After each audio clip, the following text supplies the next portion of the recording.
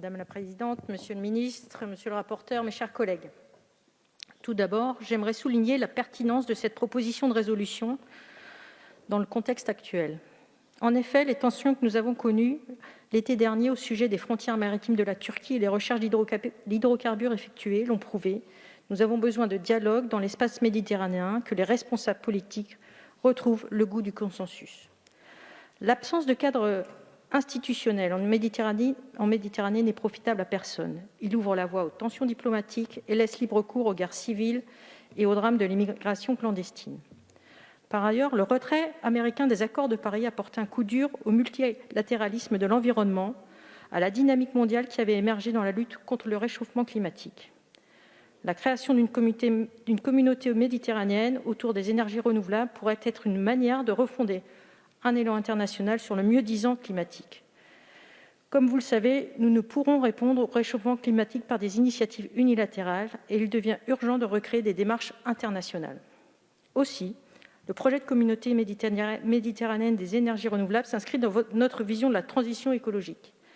Décarboner l'approvisionnement énergétique sans renoncer à toutes les opportunités économiques qui nous sont offertes et au contraire mener cette transition de concert avec nos partenaires économiques.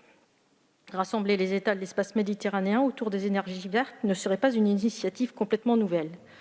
Depuis 25 ans, la coopération culturelle et économique a essayé plusieurs chemins. Déjà, en 1995, était engagé le processus de Barcelone, dont l'ambition de poser les bases d'un dialogue poussé avec pour objectif le renforcement de la coopération interrégionale. En 2008, c'était au tour de l'Union pour la Méditerranée, voulue par le président Sarkozy, de vouloir créer un espace politique et culturel commun entre les deux rives autour du développement d'une politique civilisationnelle. Toutefois, ces projets se sont fracassés sur le trop grand écart politique qui existe entre ces pays. Sur le projet de 2008, l'hostilité qui pouvait exister chez les partenaires européens, mais aussi les révolutions arabes, ont définitivement enterré toute possibilité institutionnelle d'inventer un espace en commun, se mettre autour de la table devenant impossible. Ces échecs ont rappelé que l'intégration régionale nécessitait des valeurs politiques communes. Et c'est ici que le parallèle entre le projet porté par la présente résolution et la communauté européenne du charbon et de l'acier trouve sa limite. Si cette communauté voit le jour, c'est bien parce que les États qui se sont associés possédaient une proximité politique sans commune mesure avec celle qui lie les États méditerranéens aujourd'hui. C'est également parce que chacun des pays qui la composaient étaient eux-mêmes producteurs de ces matières premières qu'ils ont pu s'associer sur un même pied d'égalité. Ce n'est encore pas le cas pour les pays des deux rives, ou tout du moins dans des proportions très différentes. Le dialogue politique et culturel entre les deux rives doit se poursuivre et se renforcer. La mise en place de plusieurs structures de dialogue doit permettre d'avancer. Le dialogue 5+5 Méditerranée, ou le sommet des deux rives qui intègre la société civile en sont des exemples. Le sommet des deux rives est un espace de dialogue pertinent tant les acteurs économiques savent faire preuve de plus de souplesse que les États et ne répondent pas aux aléas politiques.